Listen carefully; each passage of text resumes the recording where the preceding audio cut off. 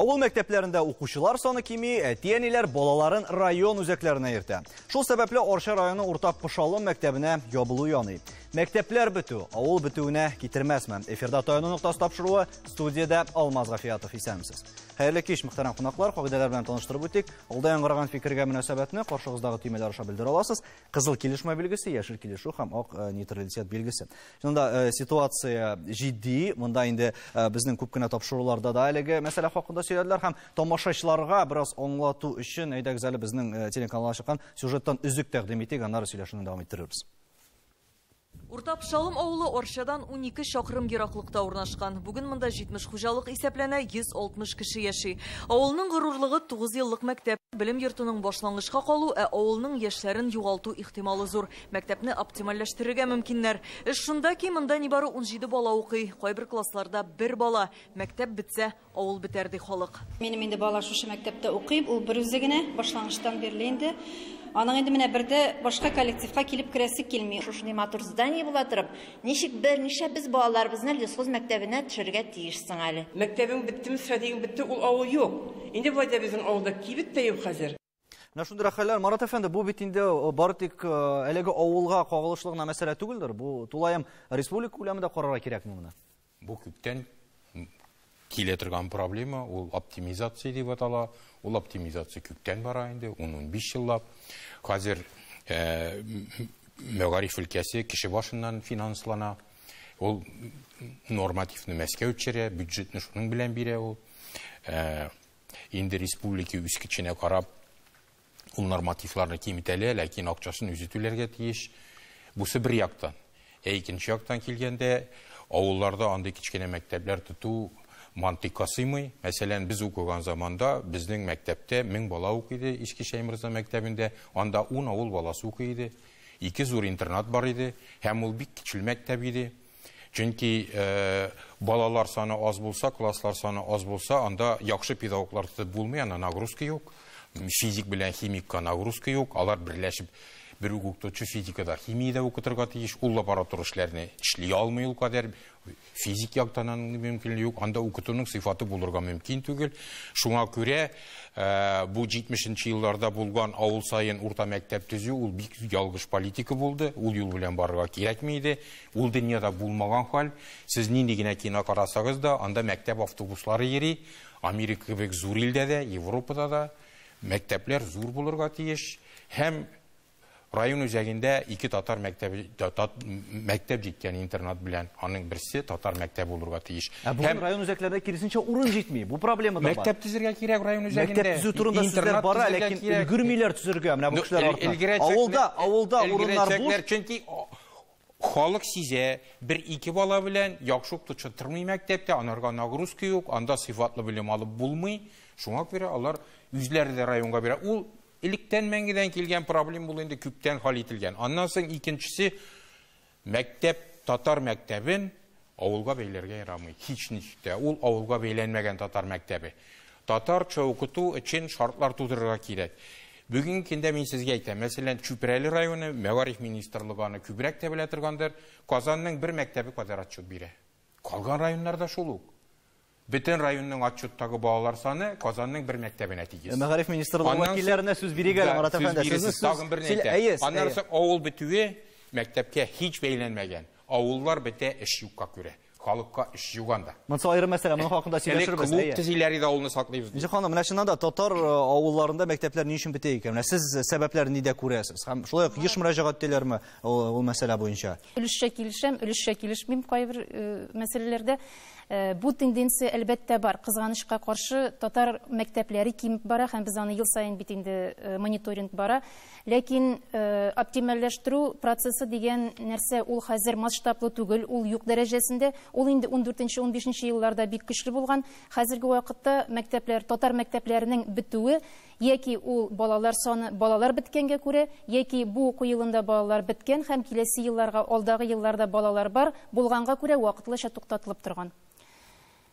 Менә мәктәпләрдә шулык балаларның без монда бит тагын бер мәсьәләне күтәргән идек. Балалар үзләренең авылында йөрер урынга шулай әллә ничә чакрым районга барып укыйлар. Монда төрле әти-әниләр сәбәпләр, монда БДИ мәсьәләсе дә килеп туа, анда укытучыларның бәлки белем бирү сыйфатына да бәйледер. Менә район үзәкләрендә әйткәнебезчә инде урын юк, һәм тагын мәктәпләр безгә ел саен кирәк. Авылда шулык инде мәсәлән 100 кешегә исәпләнгән мәктәпләрдә дә анда 10 гына бала укырга мөмкин. Андый хәлләр бармы?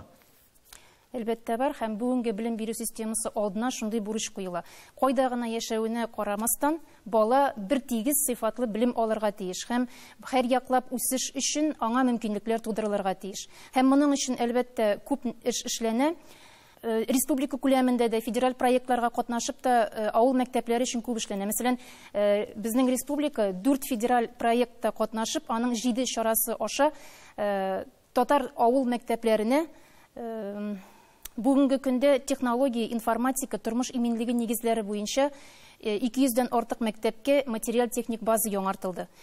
Соңгы 2 елда гына 160 мәктәпнең спорт залы ремонтланды. Менә Әдиф әфәнде, сез үзегезнең мәктәп турында сөйләп китсәгез иде. Сездә мондый проблема сизеләме? Ничә кешелек мәктәп һәм күпме бала укый? Менә шуннан башласак, сез гомумән үзегез турында менә таныштырып китегез. Балык пистәсе югары тегермәннең урта мәктәбе. Безнең мәктәп 150 балага исәпләнгән. Хәзергесе вакытта 52 бала белем ала. Әлбәттә, бу проблема безнең мәктәптә генә түгел, безнең Татарстан буенча шушындый хәл елдан-ел авылда балалар кими бара. Ләкин балалар кими баруга карамастан авылларда мәктәпләрне бетерү, кисәк кенә бетерү ул мәсьәләне уңай хәл итү түгел дип саныйм.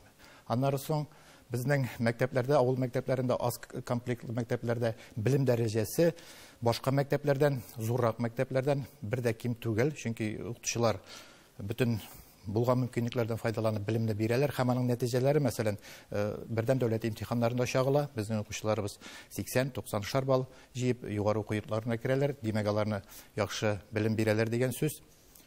Инде менә авыл мәсьәләсе, мәктәп мәсьәләсе килеп баскан вакытта мәктәп бетсә, авыл бетә диләр. Ләкин авыл бетсә, мәктәп бетә. Авыл бетмәсә, авылда кешеләр булса, әйтеп үткәнчә менә эш урыннары булса, яшьләр кайтсалар, ул очракта балалар күп булыр иде һәм мәктәпләребез дә исән сау булырлар иде. Һәм БДИ мәсьәләсендә безнең Инсаф студияда, һәркем дә белә инде, аның югары балга бердәм дәүләт имтиханнарын тапшырган. Инсаф, менә син сөйләсәң, ниндирәк шартларда укыдыгыз? Укытучылар кем иде? Һәм менә шуннан да авыл җирендә укып та, анда сыйныфта берничә генә кеше була торып, һәм шулай инде укытучыларның саны да бит әле кайбер мәктәпләрдә без ансы яшерен батырын түгел, кайбер укытучылар берничә фәннән укытырга мәҗбүр. Менә шуннан да югары балаларны җыяр өчен шул район үзәгендә уку һәм мәсәлән зур шәһәрләрдә уку кирәкме, әллә авылда да моңа ирешеп буламы? Бу сорауга җавапны без синең мисалында беләбез, ләкин нәрсәләр эшләнергә тиеш менә укучының үзеннән дә һәм әти-әниләрдән дә бу очракта? Беренче сыйныфка кергәндә без 4 укучы идек. Соңгы 4 елда 2 егет бетердек 11 классны. Укытучыларыбыз бик көчле иде. Математикадан үземнең әни дә укытты. 5 класстан бирле. Мин төрле анда югары мәктәпләрдә, анда көчле мәктәпләрдә, интернатларда уку безнең мәктәптәгедән әллә ни аерыла дип санамыйм, чөнки мин дә экзаменнарны, имтиханнарны әйбәт тапшырдым, классташым да, бүтән елгы укучылар да әйбәт кенә бирәләр. Әти-әниләргә, кайбер әти-әниләрнең инде балалары әйбәт тапшырсын өчен әйбәтрәк мәктәпләргә бирергә тырышалар. Ләкин укучының үзенең теләге юк икән, ул инде авыл мәктәбендә дә укымый, шәһәр мәктәбендә дә. Ансы дөрес. Син үзең мәктәбең турында сөйләле, менә нинди мәктәп ул, ниндирәк тарихы бар, кайсы авылда укыдың син? Күкмара районы Ядыгар авылы, авылда 500 кеше тирәсе, 100 укучы мәктәптә, соңгы классларда укучылар саны бик күп түгел, ләкин башлангычта безнең 10-15-20 кеше, шуңа күрә мәктәпнең киләчәге бар. Марат әфәнде, бу искәрмәме, менә Инсаф мисалы? Әллә бу тенденция инде башка авылларга да тора аламы? Менә шулай укучыларның үзләреннән торамы? Әти-әниләргә гомумән борчылыр өчен җирлек бармы баланы авылда укыту өчен бүген? Әлбәттә, укучыдан үзеннән тора. Бу теманы Марат Владимирович бик ярата. Әгәр дә сәләтең булмаса, нинди генә әйбәт укытучы булмасын, нинди генә әйбәт мәктәп, анда тәҗрибәле укытучылар, класслар, әгәр дә синең сәләтең юк икән һәм теләгең юк икән, әлбәттә инде моның нәтиҗәләре әллә инде зур булмый. Ә инде сәләтле кеше бигрәк тә инде теләге булган кеше ул тырыша һәм инде тагын бер нәрсәне әйтергә кирәк, ачыктан-ачык әйтергә кирәк, бүгенге көндә бары тик мәктәптә генә укып, бары тик мәктәп программасын гына үтәп, ЕГЭга әзерләнү бик авыр. Әлбәттә, бәлкем андый укучылар бардыр. Мин теге 100% юк дип әйтә алмыйм, бардыр. Әмма әгәр дә статистиканы карасак, бүгенге көндә күбесе өстәмә дәресләр алга, репетиторларга җыри, үзләре әзерләнә. Юк, шәһәрдә дә шулай инде, алда түгел. Шәһәрдә дә кая булса да. Чөнки бүген әгәр дә син ЕГЭнең таләпләрен төгәл белмәсәң, әгәр дә син тренинглар, шул психологик тренинг кирәк бит анда, мәсәлән, шикле сәгатьләрдә үзеңнең вакытыңны билгеләү. Әгәр дә син үзең мөстәкыйль рәвештәме, кемнең белән берлектәме махсус шул ЕГЭгә әзерләнмәсәң, монда инде 100 балга я 99 балга җитәм дигән омтылышлар. Әтиәниләр нәрсә өчен борчыла икән? Айсылу, начинада әтиәниләр нәрсә борчый? Ни сәбәпле алар аңлашыла, монда үз балалары өчен кайгыралар, ләкин ни өчен авылда белем бирү урынына район үзәкләренә алып барырга ашыгалар икән? Иң беренче чиратта әтиәне үзенең баласын алып бара урысча укысын дип. Шул ук Орша мисалында. Оршадан да бөтен мәктәпләрдә урыс мәктәбе, хәтта татар гимназиясе дигән мәктәптә дә урысча белем бирәләр. Шулай бит инде. Һәм Орша тирәсендәге бөтен авыллардан балаларын шунда китереп укыталар. Шул ук татар теле дәресләрен укыталар урыс теле программасы буенча, җиңелрәк булсын балаларга дип. Әтиәне ялгыш фикерли, минем балам урысча укыса кеше булыр дип. Ялгыш фикерли, мин моны сызыклап әйтәм. Безнең әтиәниләр, Казан шәһәрендәге әтиәниләрдә шул ук ЕГЭдан куркалар алар, шул ук репетиторларга йөртәләр балаларын, алар мәктәптәге белем бирүдән канәгать түгел. 100 кеше белән сөйләшәбез икән, шуның 89-ы канәгать түгел мәктәптә белем бирүдән. Авыл мәктәбендә дә шулай, шәһәр мәктәбендә дә шулай. Димәк, бу тулайым бүгенге тенденция булып чыга түгелме? Тулайым бүгенге тенденция. Һәм балалар ЕГЭга әзерләнер өчен алар бүген безнең бик күп мөмкинлекләр. Ярый, шәһәр балалары йөри репетиторларга, авылда бер математик укытучысы яки бер физик укытучысы, анда икенче мәктәпкә барып репетитор табу несе юк, мөмкинлеге юк. Ләкин безнең репетиторлар, онлайн репетиторлар бик күп. Балалар бик күбесе шулар белән шөгыльләнәләр. Һәм татар мәктәпләренең санына караганда, бу әйберне инде 2000 еллар башында Татарстанда 2400 мәктәп булган булса татар мәктәпләре, хәзер ул безнең 700-дән артык, әз генә 700-дән артык. Менә бу мәктәпләрне нинди язмыш көтә бу хакта рекламадан соң?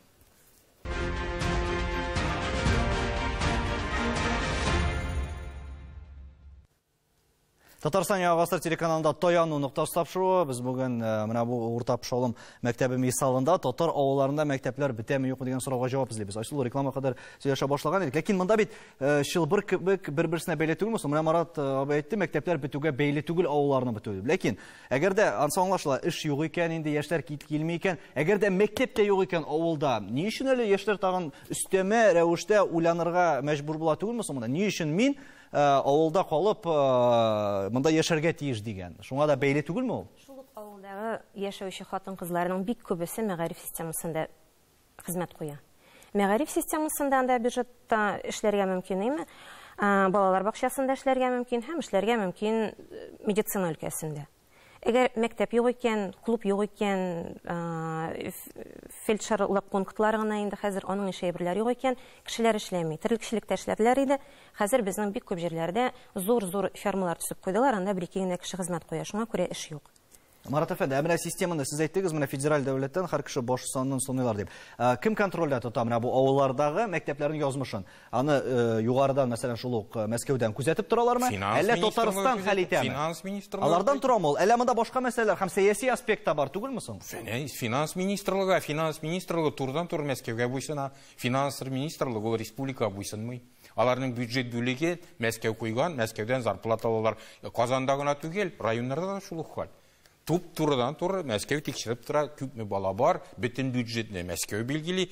Ул турыда финанслар мәсьәләсендә бер инде шик булырга мөмкин түгел бюджет өлкәсендә. Аннан соң мантыктай ул кадәр акча тоту инде кеше ашатам дип кенә бит мәктәп тотып булмый. Башка эштә бар.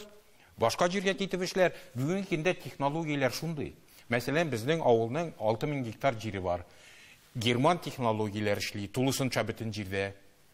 Ул килеп кергән инде республикага. Герман технологиялар бір кеше 200 гектар жер ішкерді. Шуңа көре біздің ауылға 200 ішчі керек. Бітті, больше бір кімде керекмей. Қалған кішілер керекмейлер. 200 кіші керек. Колхозға ауыл қожалығын алып бару үшін.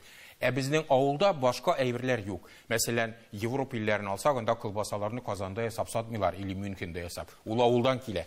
Бізде бит ол жоқ. Ауылда бір нәрсе эшләмиләр. Сет эшкәртә торган урыннар юк, ит эшкәртә торган урыннар юк, халыкка хезмәт күрсәтә торган урыннар юк. Бездә бөтенесе Казаннан килә, Ульяннан килә, шәһәргә башта ташыйлар итне, сетне, аннан соң шәһәрдән килә продукция. Ул нонсенс, ул социализм калдыгы. Ул бетми. Аннан соң башка әйбер бар. Авылда хезмәтнең бәясе юк. Бөтен кеше юн азык сырый. Каян килә ул? Юн азыкка бит кемдер аны түләүсез эшләргә тиеш, кемдә авылда түләүсез эшләргә? Ул сыңгы сыйрын сатып баласына югары белем бирә. Сатып ала диплом эшләмәсен дип. Бездә бит халык эшләмәс өчен укый. Сез шуны беләсезме? Юк, минем бер сүзем бар, төп сүзем. Сез татар мәктәбе дилисез. 18 елдан бирле берни татар мәктәбе юк. Закон үзгәрде Россиядә. Бүгенге көндә уку телен ата-аналар сайлый.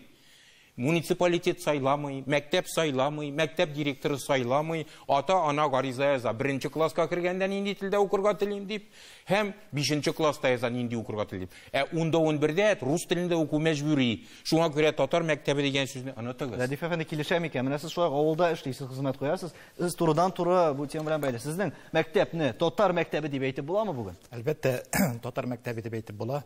Менә бит быел Татарстанда телләр һәм милләтләрне саклау ел итеп игълан ителде. Әле менә безнең мәктәбебездә күптән түгел генә мәктәп ул милләтне, телне саклаучы, инкыйзардан саклаучы, ягъни бетүдән саклаучы дигән темасында фәнни-гамәли конференция узды. Монда безнең Татарстаннан зур галимнәребез, мәсәлән, Фуат Алимуллович та килеп киткән иде. Менә шушы татар теле укытучылары белән мәктәптә без шушы милләт һәм татар телен саклау буенча фикер алыштык. Әлбәттә, менә татар мәктәпләре ул шушы безнең милләтне саклау һәм татар телен саклауны төп аларның шушы юнәлештә эшлиләр. Мин әйтмим, шәһәр мәктәпләре алар шулай ук татар телен саклыйлар, һәрбер мәктәп. Әле бу татар мәктәбе генә түгел, мәктәпнең һәрберсе урыс мәктәбе булсын, татар мәктәбе, чуаш мәктәбе булсын, алар барсы да шушы милләт өчен, үзенең теле өчен башкара торган. Сезнең авылда киләчәктә укытучыларны менә шул менә бу мәктәпләрнең бетүе, мин фикерем генә төгәлләп әйтәм, мәктәпләрнең бетүе менә бу безнең милләткә дә һәм татар милләтенә дә, безнең татар телебезгә дә зур йогынты ясаячак. Сез борчыласызмы үзегезнең мәктәбегез өчен? Әлбәттә борчылабыз. Әле безнең мәктәпнең киләчәктә өметләре бар. Чөнки әле авылда әзме-күпме эш урыннары ачылып торалар. Ләкин менә әгәр дә инде федераль программалар булып, авылда ел сайын 5 яшь гаилә калса, алардан 2шәр баладан 10, ул бер класс дигән сүз, бер сыйныф дигән сүз, 2 ел эчендә без мәктәпне тутырабыз. Менә сезнең фикерегез белән килешәм, авылда әгәр дә эш урыннары булса, сезнең фикергә килешми кебек. Килешми башка мәсьәлә. Директор күпме генә үзенең мәктәбен татар мәктәбе дисә дә, бер ата-анага да татарча укы дип гариза яздыра алмый. Аның андый хокукы юк. Беләсезме шуны? Гел агитация эше белән генә бүген мөмкин эшләргә, агитация эшен үткәргә, татар мәктәбенең белемен бирү сыйфатын күтәрергә, аның материаль техник базасын күтәрергә, ул кызыклырак булырга тиеш. Үзенең программасы белән, биргән тәкъдимнәре белән, бинасы белән, башка әйберләрен, башка юл юк бүген көндә. Шуңа күрә, аннан соң балалар татар авылларда мәктәп бетсә, татарга мәгарифенә зур удар була дигән сүз белән мин килешмим. Чөнки авыллардагы балалар саны шәһәрләрдә белән чагыштырганда 20% кына, 20% кына. Шуңа күрә, әгәр дә шәһәрләрдә без татар мәктәбен, татар мәгарифен саклап кала алмасак, аларны югары дәрәҗәгә күтәрмәсәк, алар лицей-интернатлар сәләтле балалар дәрәҗәсенә күтәрелмәсә барсы да, без мәктәпне саклап кала алмыйбыз бу закон шартларында. Шулай микән Айсылу? Шуннан да менә бу факторлар гына тәэсир итә микән монда? Бу факторлар гына тәэсир итми. Әгәр без балаларны мәктәпкә җәлеп итәс килә икән, балаларның әтиенеләре мәктәпкә, безнең татар мәктәпләрендәге укытучылар һәм аның коллективы, алар клоунда булырга тиеш, алар артистта булырга тиеш, алар тагын әлләкем булырга тиеш, и булай итеп мәх дип чакырып йөрергә тиеш кешеләрне, алай булырга тиеш түгел. Әгәр дәүләттә ихтыяҗ юк икән татар телендә, хәт син әллә нәрсәләр эшлә, хәт өстәп стипендия түлә, беркем дә килмәячәк ул мәктәпкә. Дәүләттә ихтыяҗ булырга тиеш телгә. Без министрлыкка килә тагын сүз бирик әле. Энҗе ханым, чыннан да монда нәрсәгә өстәмә? Сез әйттегез, менә Россия тарафыннан да күп кенә программалар, грантлар да инде ниндер анда күп санлы ярдәмнәр, менә спортзаллар яңартыла дибез. Менә бу чаралар белән генә саклап калып булырмы? Ләкин монда ниндер өстәмә альтернатив вариантлар да эзләргә кирәкме икән? Сез ничегрәк күрәсез ситуацияны, гомумән? Бу чаралар бик кирәк, чөнки алар нәкъ менә мәктәпне саклап калуга юнәлдерелә торган чаралар. Алар җитәрлекме? Әллә монда башка сәбәпләр дә бармы? Шул ук берәр без әйткән район үзәкләренә барулар. Әйе, Марат Вазыховичның фикерендә дәвам итеп, татар мәктәпләре юк дигән белән килешмим, чөнки татар телендә белем бирә торган һәм тәрбия бирә торган мәктәпләр бүген бар, һәм күптән түгел генә безнең конкурс узды декабрь айында татарча укыта торган мәктәпләр арасында. Һәм алар арасында 20 мәктәпне сайлау шул кадәр авыр булды. Татар телендә белем бирә торган һәм нәтиҗә күрсәтә торган мәктәпләребез әле Аллага шөкер бик күп. Республика буенча 20 Республика буенча 20 мәктәп сайланды. Беренче этапка 100дән артык мәктәпнең заявкасы кабул ителде. 3 миллионнан артык кеше яши торган Татарстанда 20 мәктәп бик әз инде. Мәсәлән, укытучылар хәзерләнми. Татарстанда 5 ел инде татар мәктәпләре өчен укытучылар әзерләнми. Бу авыл мәктәбендә 15 елдан булмаячак ул мәктәпләр. Анда укытырга кеше булмаячак. Вот укытучылар клоун булырга тиеш, ләкин булырга тиеш дип сөйлә. Алар просто булмаячак. Чөнки аларны әзерләмиләр. Сез һәр вакыттагыча оптимистик карыйсыз, Марат әфәнде. Әзерләмиләр ул Кемгә факт. отышлы икән менә бу мәктәпләрне бетерү, Марат әфәнде, сезнеңчә, һәм кемгә файдалы аларны калдыру? Менә без монда инде республика күләмендә генә карамыйбыз, гомумән ил күләмендә карыйбыз. Татар авылларының бетүе, менә кемнәр аларның бетүе өчен бүген? Белмим, бу сорау миңа түгел, бу Сезгә түгел, сезнең фикерегезне беләсез. Сора кирәк. Әмма мин бер нәрсәне ассызыклап әйтмәкче булам. Марат әфәнде әйтте, төп мәсьәлә сыйфат һәм конкурентлык. Әгәр дә татар мәктәбе сыйфатлы белем бирә икән һәм ул баланы конкурентлы иттереп үстергә тәрбияли икән, һичшиксез ул үзенә җәлеп итәчәк. Монда без тарихны беләбез, безнең җәдид мәктәпләре бернинди дәүләттән ярдәм алмыйча, үзләре сыйфатлы дәрәҗәсен нигезендә үсә алганнар һәм бөтен татар дөньясын тәрбияләгәннәр. Ә инде ата-аналар дисәгез, алар шулай ук җавап бирергә тиеш. Мин балама нинди киләчәк телим? Ул авылдан китеп шәһәрдә үзен урын таба икән, табырга телиме? Яисә мин аны авылда калса да, бу авылда, бу җирлектә югары дәрәҗәдәге сыйфатлы тормыш алып барлык иттереп үстерә аламмы һәм бу мөмкинлекләр бирә аламмы аңа?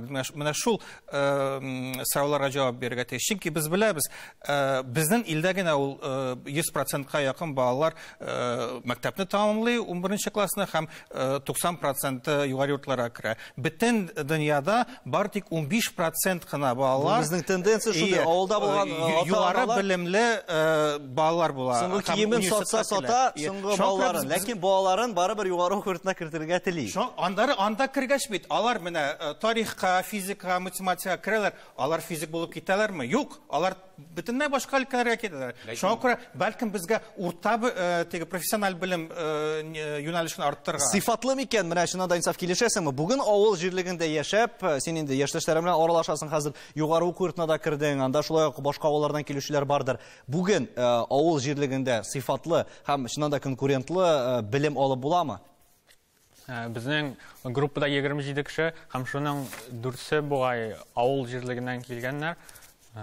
Мин дә инде әгәр дә шундый югары балларга биргәннәр икән, имтиханнарны нишләп авыл җирлегендә начар укыталар дип әйтеп булсын. Укыту сыйфаты әйбәт булган, шуңа әйбәт эшләгәннәр бит инде. Белем сыйфаты дигәндә мин һич тә авыл мәктәбе белән шәһәр мәктәбен, рус мәктәбе белән татар мәктәбе дип аеру ягында түгел, чөнки кадрлар бер тигез әзерләнә.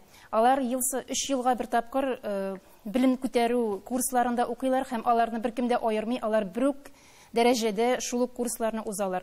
Һәм һәр мәктәпнең җитәкчелеге белем сыйфатын яхшырту турында кайгырта, аларның иң зур максатлары, иң беренче максатлары шул. Һәм безнең вакыт әле күп калмады. Кыскача гына Марат әфәнде, сезнең позициягыз аңлашыла. Әйе, бу очракта Айсылуга сүз бирик. Менә татар авылларында мәктәпләрнең юкка чыкмавында нәрсә таяну ноктасы булырга тиеш? Татар авылларында мәктәпләрнең юкка чыкмавында таяну ноктасы ул республика сәясәте. Авылларны саклауга юнәлдерелгән сәясәт. шул вакытта мәктәпләрдә сакланып калачак. Авылда эш булырга тиеш. Кызганыч, авыл мәктәпләрендә укучылар саны елдан-ел кими, татар авыллары һәм мәктәпләре сакланып калсын дигән теләктә саубуллашабыз. Исәнлектә күрешергә язсын.